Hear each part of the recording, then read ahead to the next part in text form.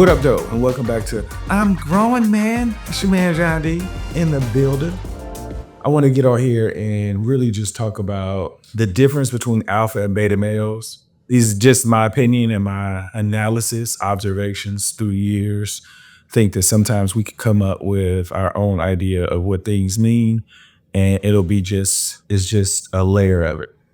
A lot of times when I hear alpha males, I hear these are males that are leaders. They use their voice. They lead by example. They're aggressive. They make it happen. They hustle. They don't take no for an answer. All of these things, right? And I was thinking, like, as a baby male, what determines that feature? So I figure that everybody would want to be an alpha male, right? But it takes certain things to separate you from the people around you. And I think that kind of got lost in translation. Because in my mind, an alpha male is, maybe it starts out like that. We start out as the leadership, well, not the leadership, the aggressive, the voice, because we watched it and we take that as a sense of being dominant.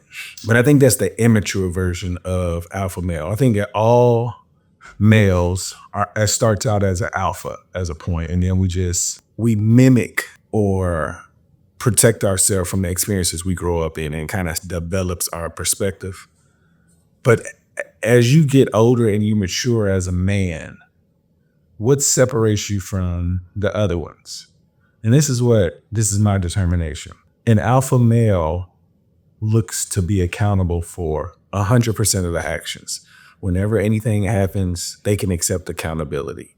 This is all going to be geared toward relationships, because when I think of an alpha male, they want the relationship to work. They'll do whatever they can, but I don't think they know the options of what that actually looks like. An alpha male will get therapy, seek counseling, will do the necessary search to improve in a relationship. A beta male, to me, is the immature version of the alpha male. They don't take the extra steps to make it happen. And when I say that, I mean, like, growing up and listening to the poems, the messaging behind a lot of the poems is that we control our own fate. And that comes through effort. And I feel like beta males will blame it on their partner. They will say, like, they didn't do this. They tricked me. They changed when we got married. Things weren't the same. An alpha male will be like, I chose this person, so therefore it's on me. No woman hijacks a man. And if he does get hijacked, he didn't have the right people around him to prevent that from happening. And I'm not saying mistakes can't happen, but they can. So anybody that feel like they're an exception, this is not for you. This is for the alpha males that believe that they have the qualities of being an alpha male, but are practicing behaviors that, to me, don't reflect what an alpha male should look like. Of course, this is just my opinion, but if you're gonna be the master of your soul and the captain of your fate, you have to do more than the people around you. If you look around you and you see people complaining about this and complaining about that, what are they doing to change that experience? I have a lot of friends, from young to old, and the common message that I get from men that are not successful in relationships is they blame it on their partner. And this is what I noticed too. After they divorce and they go their separate ways and time goes by and you talk to that same man will say that they were too immature. They didn't know what they had. They don't blame it on that person anymore, because they realize that they made the decision, but they got caught up in the environment saying it's okay to put it on their partner. But at the end of the day, you both lose. But an alpha male is not gonna have that loss. And I know that people have fallen prior And this really isn't for them because they didn't get the information, but now it's too much information out here for us to make the same mistakes as the previous men who did not figure it out. Like, it takes a special person to be able to create a relationship that is beneficial for all parties involved. That's a feat. I know a lot of people feel like, you have this, you can find your soulmate, and you can find your soulmate. It just means that you enjoy the journey a little more with them, but it's gonna get difficult regardless. It's gonna make you think like, should I be in this?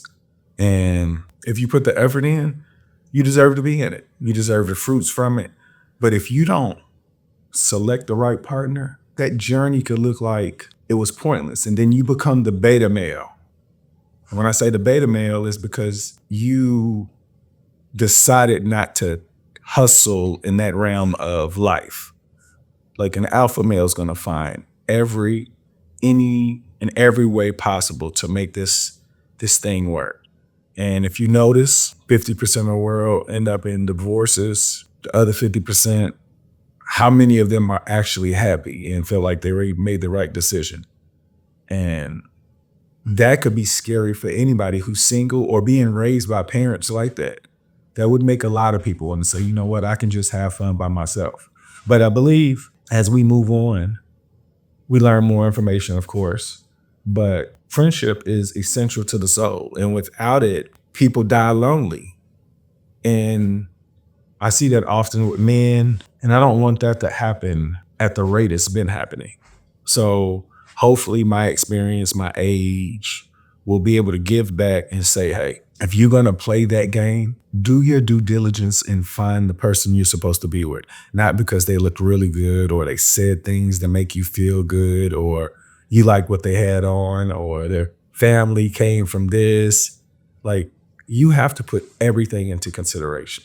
Like I said, alpha males aren't perfect, but they're determined to not lose any game that they participate in. And being in a relationship is a game.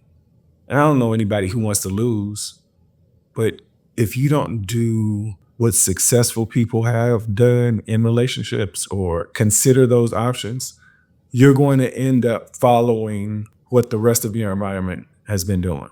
And that's finding a way out. And that's what changes the alpha male to a beta male.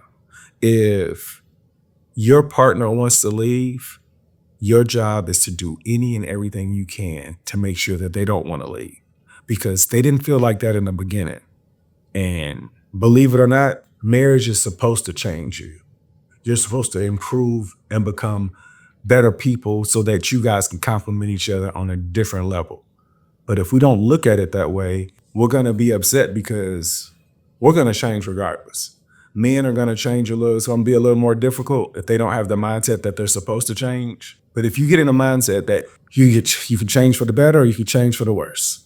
And a lot of times, if you don't change, that's for the worse, because you're supposed to be finding ways to improve.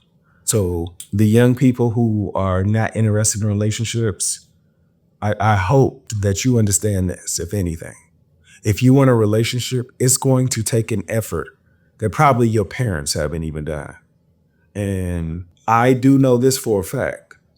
If you put the work into it, it will work. Like, you can't put work into it and then get caught up in distractions that could make your work null and void. You have to put the work in 100%. If you can't put it in 100%, you probably shouldn't be in a relationship. And that's, again, will separate alpha and beta. Beta men will believe that they can get into a relationship and make it work. And they find out that it's the other person's fault. And until they realize that they control the entire process, they will remain beta men, period. Maturity is really important. If you don't know who you are, how are you going to introduce yourself to somebody who's supposed to build with you? And the way we've been approaching relationships, I understand why people are single, because it looks scary out there. You feel like the person that you pick is not going to be the right person. It's just because of the process of how you select your partner is all wrong. It's all wrong. If you cannot get to know your partner without physical contact, you're not mature enough to do well in a relationship. I'm not saying you can't get there, but it's going to be way more difficult. And when I say difficult, I mean like when the physical appeal wears off and the newness of it all wears off. What did you learn about this person that makes you say, you know what, this was worth it? Because the physical appearance, that wears off on anybody. You're just happy at the moment because maybe you feel like you didn't deserve that, or this is something that you've always wanted. But if you don't get to know that person, you may get something you never wanted, and it was disguised by a pretty ribbon. So I challenge any and all males to find ways to mature before getting into a relationship. And I know that we have relationships as a regular thing from middle school to high school. And I tell my students, like I tell all the girls, I said, boys are stupid at this point. And you know, some of them like, Mr. Lewis, your boy. I said, yeah, I know. It took me a long time to realize that I didn't know what I was doing. And how can you get in a relationship? I tell them, how can you get in a relationship and adults can't even do it? I said, this is the time for you to be trying to master your craft in all of these subject areas to get smarter. Because once you create that foundation, you will attract the energy that will complement you. When you're young, you're caught up by what people think is important. And then if you get that, most kids are, if they don't have parents that interact with them daily, they're getting their information from their peer group. So just imagine a young male trying to create a relationship and they haven't even figured out who they are. That's just a mess, like a mess that nobody wants. I'm not saying you can't find your lifelong partner in middle school or high school, but it's unlikely. And even if you do find that person, that's a long road ahead to be the ones to be like, you know, I made it. It's very few. You have to put in the work to get to know your partner. Another thing for alpha males and beta males, when a beta male matures, and hopefully this is before an age where they start to understand that they followed the wrong message. I'm trying to catch them in before that happens, because as I approach 50, I just think about the blessings that I have in the position that I'm in. And my most prized accomplishment is the relationship I created with my wife, because I know that one day my kids will be gone and my wife will be here. And we have a relationship where we can look forward to like being with each other, like just us. And if you don't do that, you don't create that, it looks more like a finish line. Like, you know, you're going to start something new. You know, I know a lot of people stay in a relationship for the kids. And I'm not going to lie, that's probably the best reason why you should stay in a relationship is for the kids. But the next best reason is because you're looking to create this relationship with your partner so that your kids can see a healthy relationship, so that they can attract the energy that can complement them when they get older. But if you don't mature in the relationship, you're hoping your kids figure it out. And I know that a lot of times we are really selfish because it's, you know, how we feel. But you're supposed to think about that before you pick your partner. You can't say that after you have kids. Well, you can say that. It's just going to be a tougher pill to swallow, because I'm telling you, if you're not dealing with it now in your mind, when your kids become adults and they have these questions, you're going to have to deal with it at some point. And I don't know how men feel, but I know how I would feel if I didn't get this together and I lost my family. And sometimes you just have to know that you didn't have enough information to complete this part of the process. And going back to being an alpha male will find any and every way to be successful in every part of life, including the relationship. And once you hear somebody not accepting accountability, that's going to determine the maturity of that person. One thing I told one of my friends, I was like, you know, alpha males, they make things happen. Beta males, they wait for things to happen. And if you're not making them happen, you're ready to create an excuse, because people who make things happen with intentional effort creates a result where it makes sense after it's been completed. But if you don't do that work, you'll be waiting for a long time to get what you think you deserve. In hindsight, you probably getting what you deserve because you didn't put the work in that you had no clue it took to get what you wanted. I want to say this has been a wonderful year. I want to send everybody out a happy new year. I want you to find ways to make sure that this year is even more productive than you've ever been in your life. And those of you that have been on this routine on a daily basis, finding ways to improve, I commend you. Another year's down, and just imagine where you were last year. We're going to be able to do this again. So make sure you live in the moment. You make today better than yesterday, and don't worry about anything you can't control. GATA. Get after that action, or that action will get after you.